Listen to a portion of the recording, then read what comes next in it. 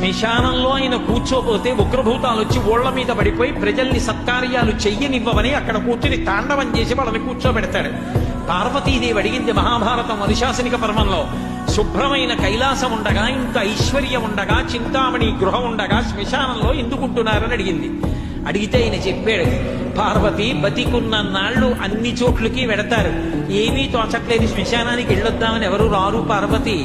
నేనంతవాణ్ణంటాడు, పొడుగ్గా ఉన్నానంటాడు, తెల్లగా ఉన్నానంటాడు, పండితుండంటాడు, పద్యాలు నాకు నోటికొచ్చంటాడు, ఉపన్యాసం చెప్పగలనంటాడు, నాకు పాటలొచ్చంటాడు, నేను నాట్యం చేస్తానంటాడు, నేను అధికారినంటాడు, నా దగ్గర డబ్బు ఉందంటాడు, నేను పాట పాడగలనంటాడు. ఇన్ని ఉన్నాయనుకున్న వాడిలోంచి ఊపిరి బయటికి వెళ్ళిపోయిన తరువాత వాడిని తీసుకెళ్లి 4 కొత్త కర్రల మీద పడుకోబెట్టి చాప చుట్టి తాడు కట్టి పైన నూలుబట్ట కప్పి తీసుకొచ్చి అన్నీ తీసేసి కర్రల మీద పడుకోబెట్టి కాల్చేస్తుంటే జీవుడు లేచి నిలబడి